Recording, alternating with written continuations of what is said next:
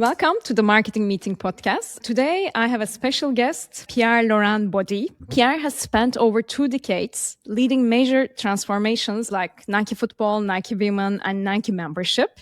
And today, he has his own studio joining me from New York City, and he advises brands on brand-led growth, strategy, and marketing leadership. Welcome, Pierre.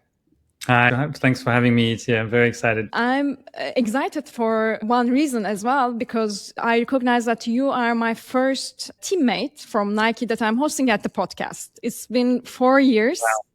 Wow. Yeah, since I started the podcast. Here's the day. Well, welcome. Thank you. It's an honor. I've got great fond memories of the work we did together. And I'm going to start with a story that you may not know. More than a decade ago, you were the VP of Global Brand Football. Yeah. And it was, I think, the times of the World Cup 14 preparations. At that time, I was at the women's team and we were very confused with the women's Amplify. We were trying to lead with many messages like women's training, running, sportswear, and so on. And we were having the creative briefs from the global teams and territory and geo pitchbacks. And I was going to the women's ones and my colleagues were going to the football ones because they are part of your team at that time. Mm-hmm. I remember myself getting really stressed out, confused. And the football teams were like so hyped. They are like, the brief was clear, the creative was strong. They were always talking about you. They're like, PLB. And I was just like, oh my God. At the end of the day, the campaign was so powerful because it's football. There's like very clear initiative.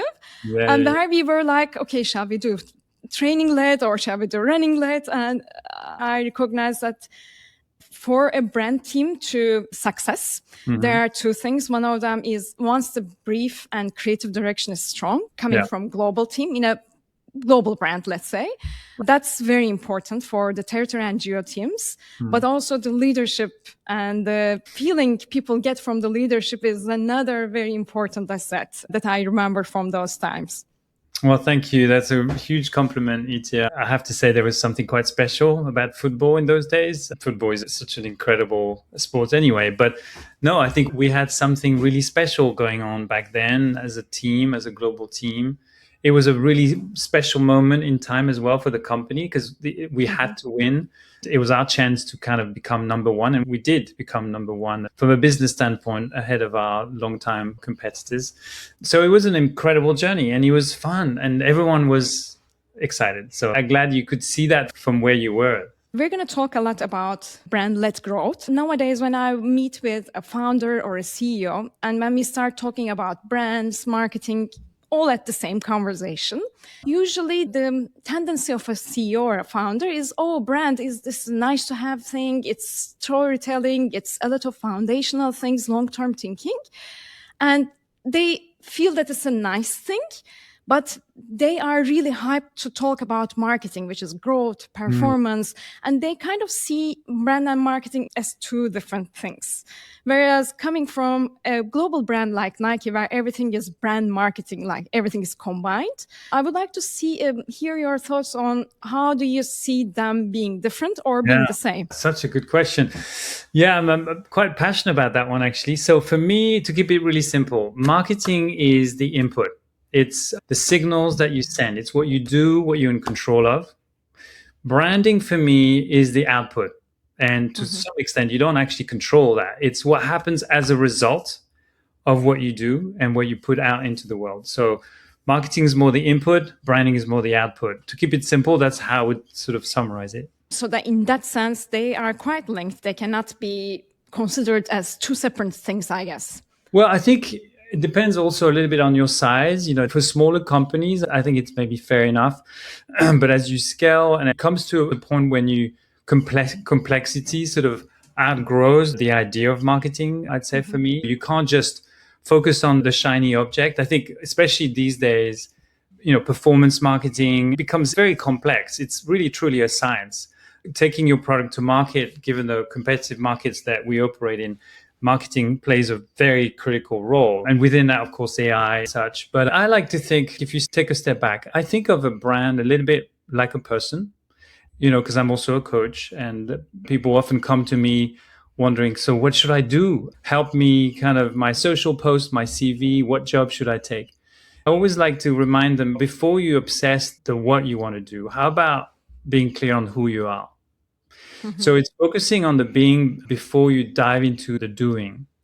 And I do that with the people I coach, but I actually do that with brands as a whole. That's where I would separate branding and marketing. In many ways, branding is about being clear on who you are as a brand, and marketing is being sharp about showing up and where you want to lean in and what you want to do in the marketplace. Does that mean that before we communicate anything, do we need to know who we are? Which means, is brand comes first than marketing, or vice versa?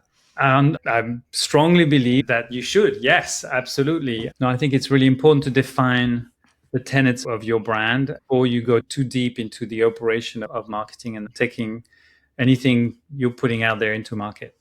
Since you worked with brand-led companies and you worked with companies that are now starting or like developing and so on, what is the difference between a brand-led organization and organizations other than that?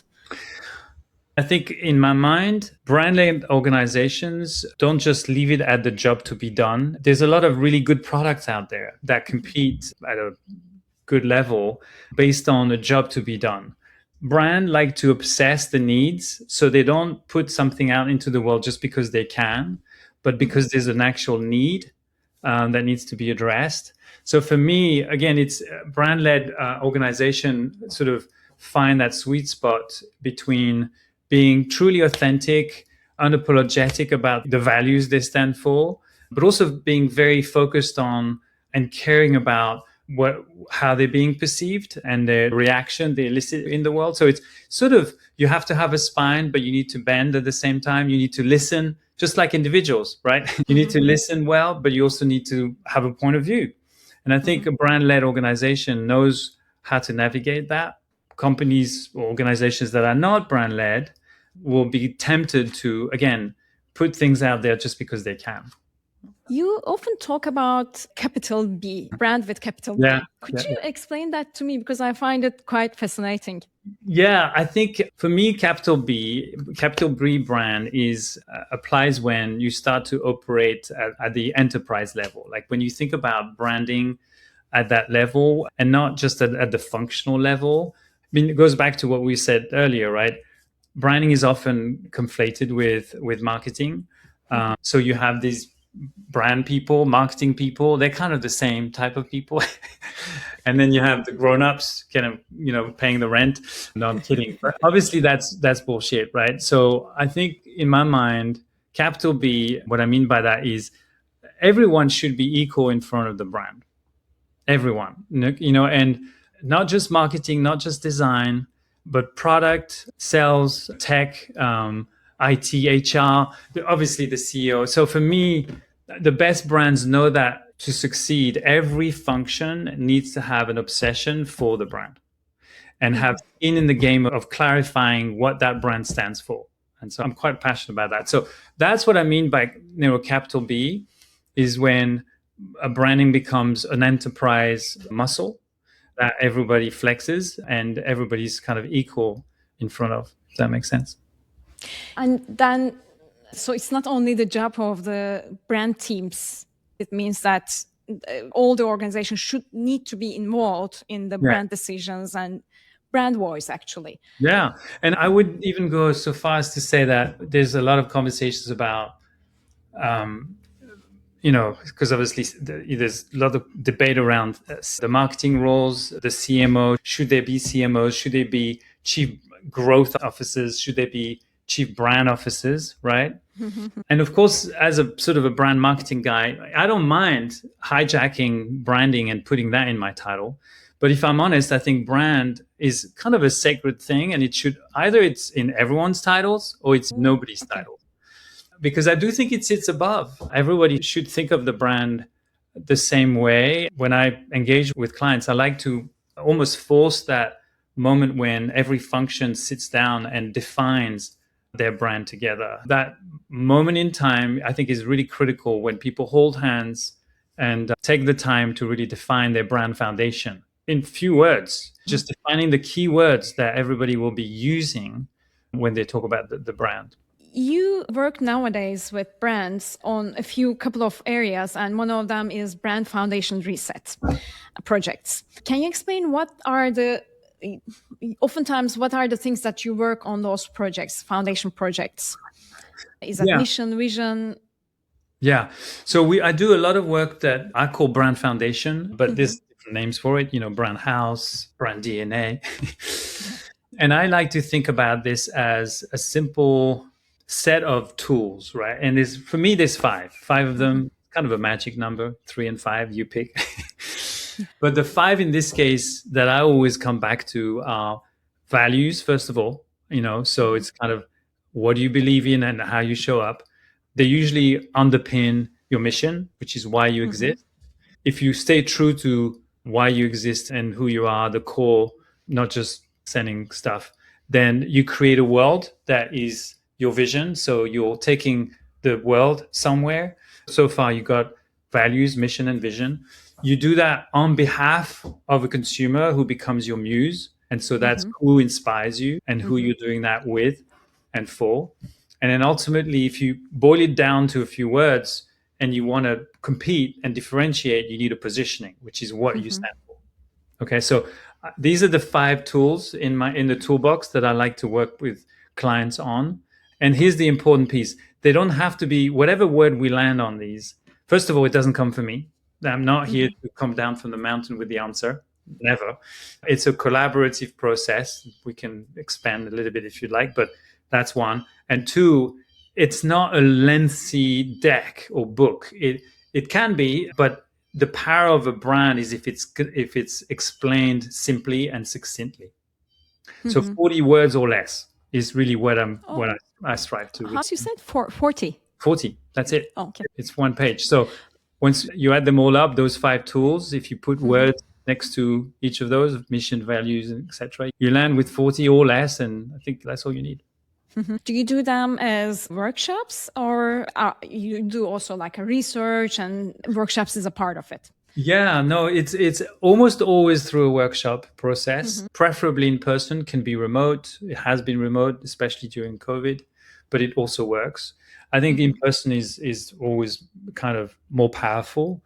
I typically do that over a couple of days. I bring a cross-section of the leaders who will have, you'll hear me use this expression a lot, skin in the game, because I think it says a lot. It's visceral. I mean, people have to be in the room for 2 days, and they bring a diverse point of view from the org, and ultimately they become champion for whatever comes out of it. And they do it together through a set of a methodology that I've sort of practiced and tested over the years.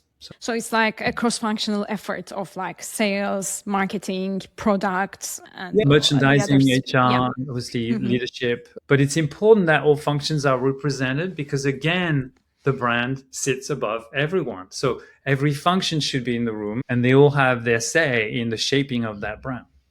Yeah, because at the end of the day, if you are defining who you are as a brand, and every employee needs to embrace that, and you cannot define it with only a set of functions with marketing and product. That's it. To have everyone in the room. Here's the thing, Itia, that's always really interesting. People ask me, well, hold on, but often, I mean, the people who are the most comfortable with words, and you're trying to do this kind of exercise in a company, typically, often they are from marketing. Let's be honest, right? And I say, well, yeah, that's great, but you know what? Would it be better and would it potentially be perfect if it was done? Even like if you were to brief it to your incredible copywriter who's been in the company for like 10 years plus and who knows the brand inside out, might it be better? Maybe, but that's not the point. The point is you want it to be efficient. So I always say it's ownership over perfection.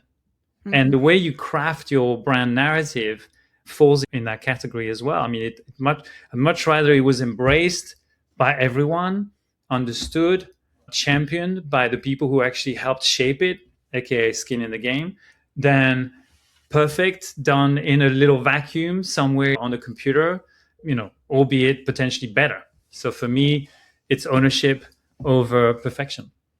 My experience is that usually people think that those words, like you said, 40 words, let's say, those words are customer facing, consumer facing. Great point. So that's it's a kind of a reminder for me on workshops. It's always like, you don't have to come with the simplest, best wording. I mean, this is not something that the customer would say. Of course, it needs to be simple and clear, but it doesn't need to be a campaign tagline at the end of the day. No, it's not that. Right. Exactly. It needs to be right.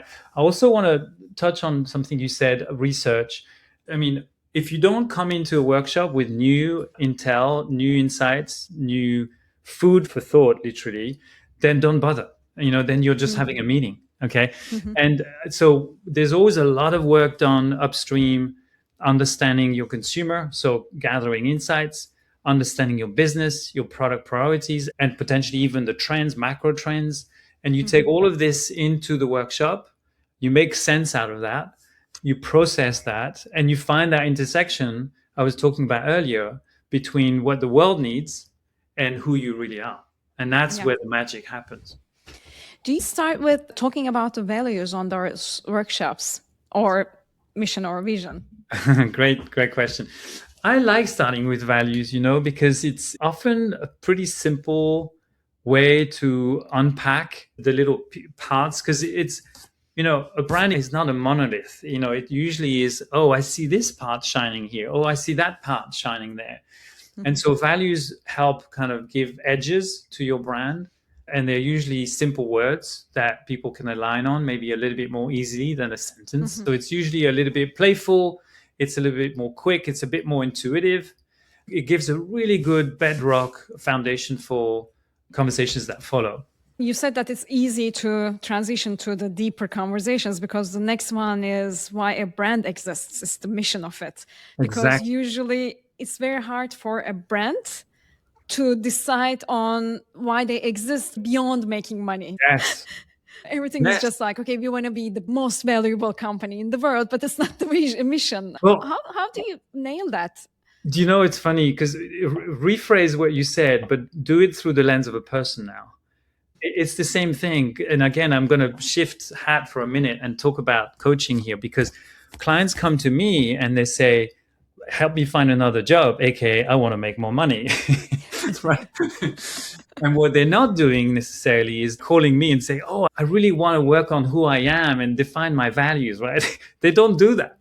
And so guess what? If we work together, the very first thing I do in a coaching engagement is actually pause and reflect on values. And so we do go through that process and have a little process. So we land a set of 5 core values that define who you are. And then from there, you move on to the mission, the reason to exist, the purpose, right?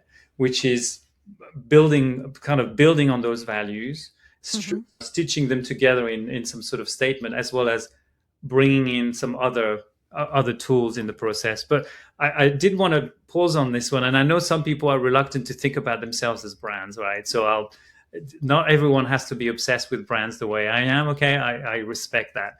But there's a lot of similarities actually between individuals and organizations in that way.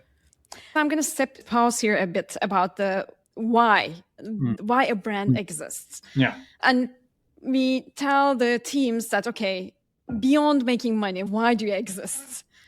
That's one direction. And then the second direction is usually they say, okay, they just need to serve the world, like save the world. They feel that they need to come with like world-saving ideas. How do you steer that away? Because it's not that, right? I mean, do you see it like a mission should always save the world? Okay, so I think there's been a bit of a history behind mission statements and purpose. And for many years, mission statements were just the descriptions of what companies did. 20 plus years ago, companies like Unilever came out with some really strong statements around the world and the world they were trying to create. And that started to kind of shift the bar a little bit higher into some more of an idea of a purpose. And I think nowadays, if you're a big company, you'll be hard pressed not to think about the world and the role that you can play within that world. So I would say for me today, a mission might as well be a purpose. It's really hard to express a mission that doesn't actually express a purpose, or aka a why, So in the end, to quote Sinek, Simon Sinek, so people don't buy what you do, they buy why you do it. And I think in the history of mission statements, I think now they punch above their weight a lot more than they used to, because as brand, they know they have a responsibility. Oh, and by the way, they're more entrusted to do something about the world than most other institutions out there. I mean, I don't know if you saw the Edelman Trust Report for 26, but again, businesses are, come on top. So that's kind of background. But if I think of what's helpful for an organization to do when thinking about their purpose, I think you can unpack it two ways. I do think a mission statement / purpose is helpful to express why you exist and why your employees are going to show up every day. So that is your why. I also think it's helpful to articulate where you're taking the world, and that's your vision, a description of the world that you want, and what happens once you've been true to your mission day in, day out. Does that make sense? So for me, the reason to exist, I would break it down those two ways. It's about the why and why you exist, a mission, and it's ultimately also about where you're taking the world, which is your vision. Why and where. Yeah, and then, back to the foundation, that's why and where, and then the who is your muse, and the what you stand for is your positioning, and then the how you show up are your values. So I like those frameworks. I use them a lot. I don't know about you. It just helps my brain, I usually find mission and vision, to be honest, a bit confusing, because I always need to remind myself what was mission. So why we exist. And I remind myself it's why we exist and so on. Right. So that's why I sometimes use mission if the teams are so used to it. But I sometimes use why. What's our promise? For mission and vision, I sometimes cut it like long-term thinking to short-term thinking, because it really doesn't sync with some people. And it's not easy, to be honest, because I also remind myself what was mission, what was vision. But I think it doesn't matter if you are using mission and why interchangeably, as long as it serves the purpose. Yeah, I think, and you're right, there's a lot of confusion between the two. I think for me, when we craft the mission and vision with my clients, I like to think about a mission typically being action driven. So there's going to be a verb in it, for example, right?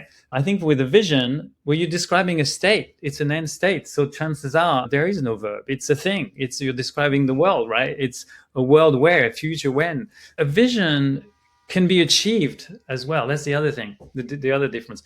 You can get to your destination, and then what do you do? Well, then you have to find another one. So it can be a money statement, right? So that we can put the revenues in the vision. No, I wouldn't do that, because that's more of a goal for me. That's more a financial goal. But a vision, like, when back in the 80s, when Microsoft said a computer on every desk running Microsoft Windows, really powerful expression of a vision, which was obviously successful because they got to it. So guess what? That's no longer their vision.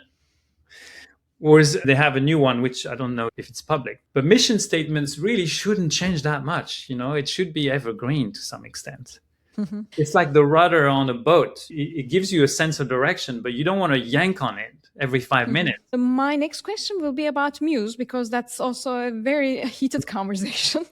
Yeah. So for the audience, there is a Muse that we talk about. And there's the target audience, and there's the sales target. So we are talking about so many different things at the same time. Can you elaborate on what you touch base on the foundational work, first of all? Yeah. Okay. Well, that's a hot topic with many of my clients. I'm seeing a trend nowadays where a lot of clients are very hot on segments. So they commission those very expensive sometimes, but kind of drawn out segmentation studies. And I get it. I mean, I think, again, back to direct to consumer and back to really keeping up with the specificity of your consumer. Segmentation is kind of one step removed from a one-to-one. So it's a very helpful tool, right? Just categorizing your audience in ways that you can relate to and be specific and relevant with.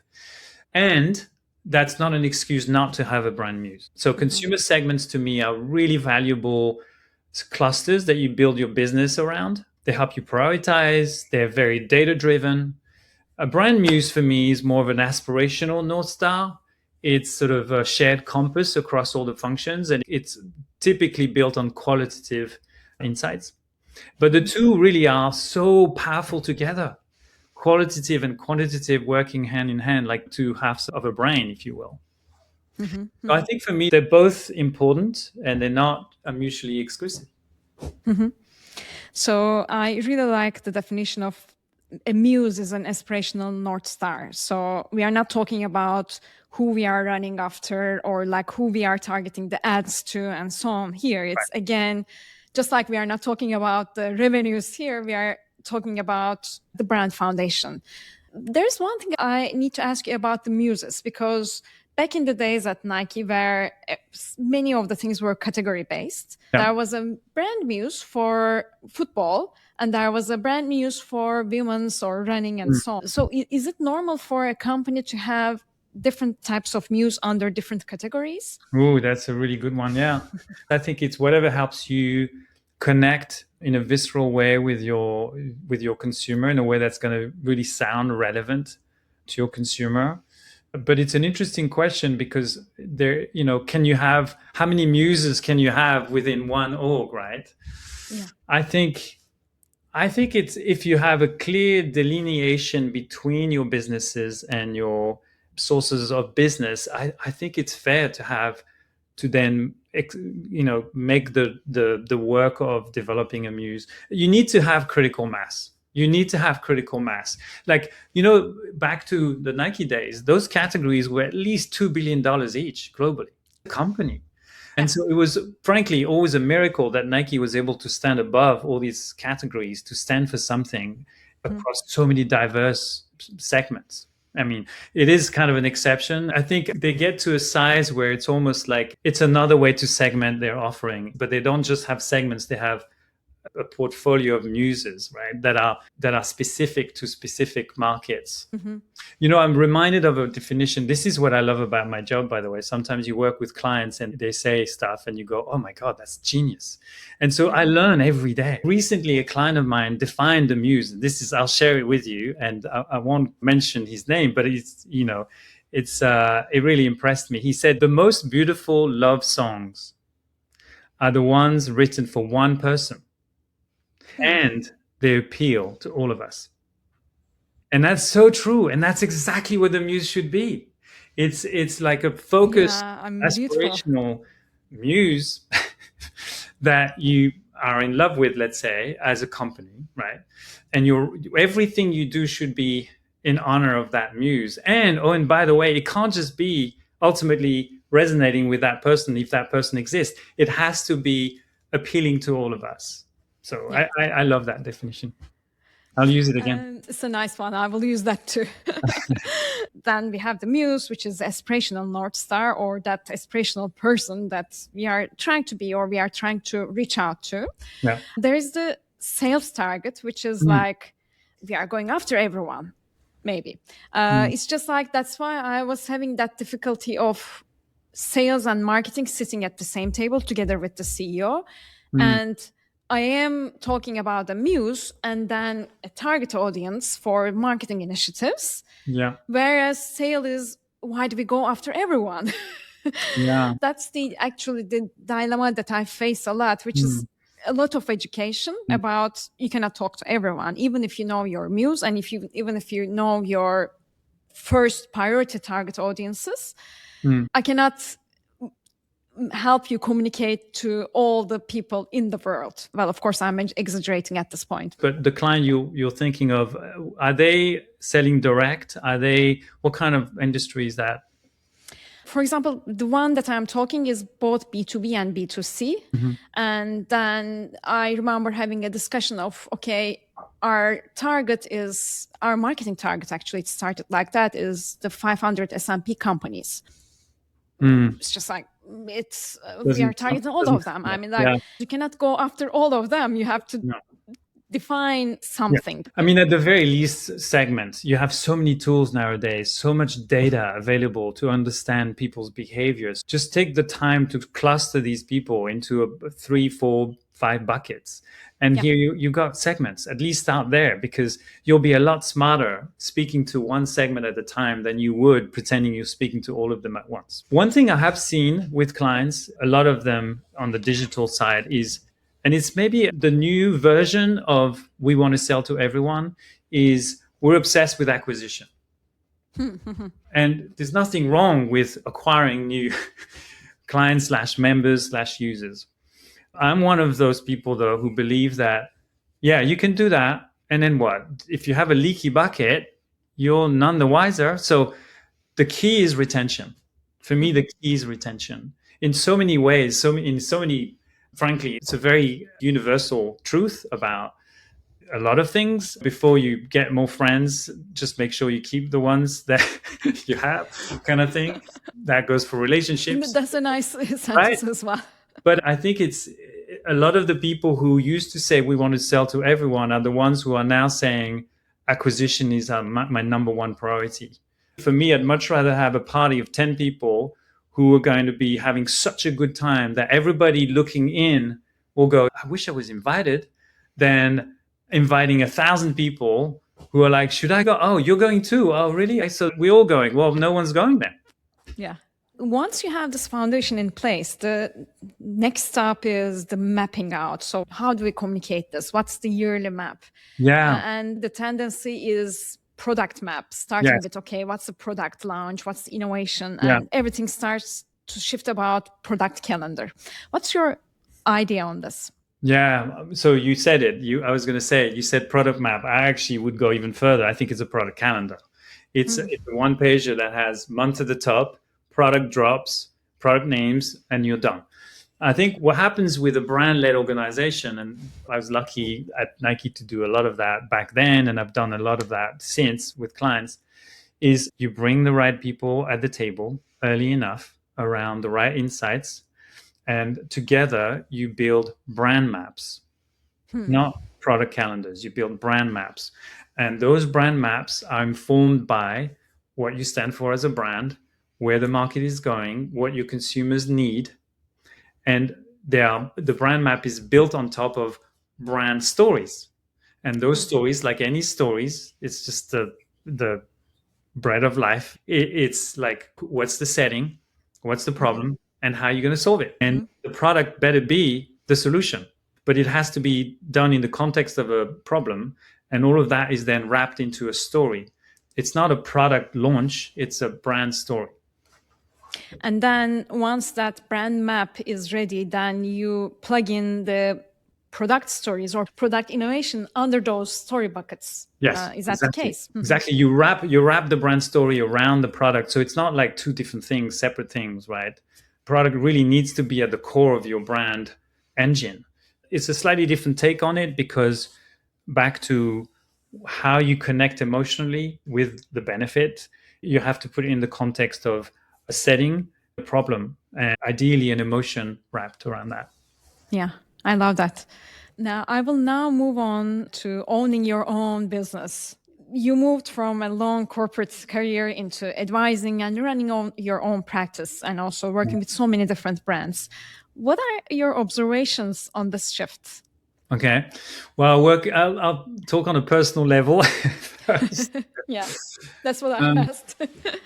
Well, look, it's funny, but, since I left Nike, I don't think I should never say never, but I don't wake up with an alarm clock anymore. I just don't.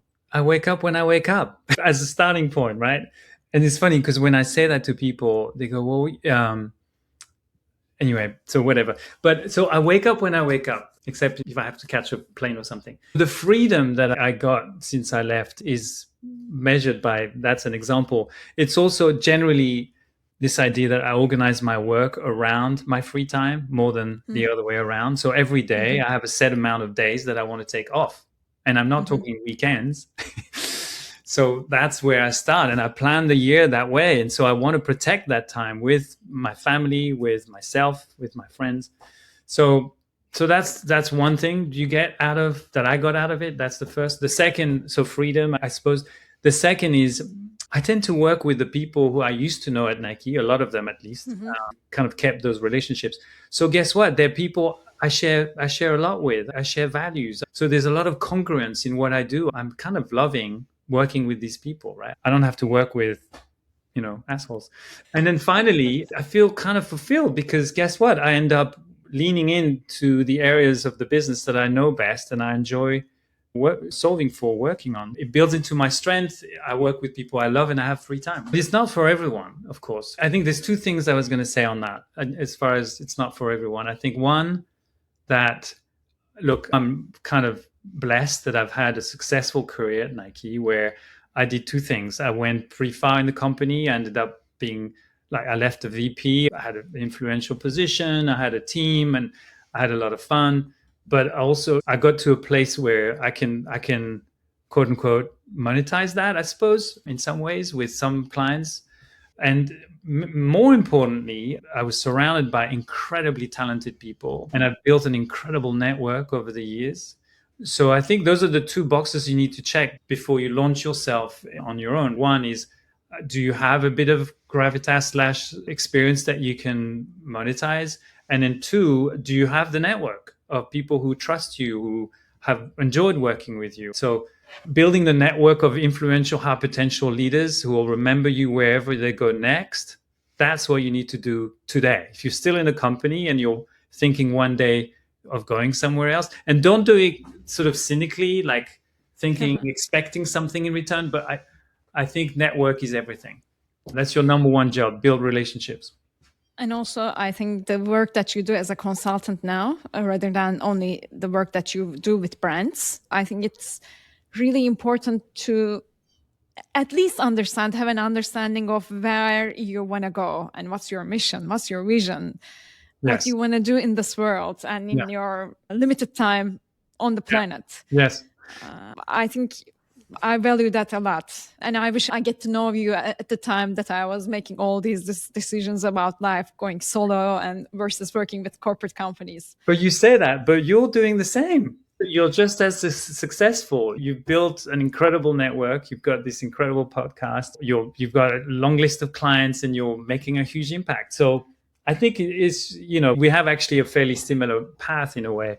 But I think it's really interesting how when people still in the corporate world, let's say, it's easy to get focused on the task, the job, and forget who you're doing the job with. And if you step aside for a minute and you think about the people who surround you, look, I put people really high on my list. It's one of my values, actually. So, but I think for anybody who's thinking of one day launching on their own, I think they'd better make building relationship their number one job.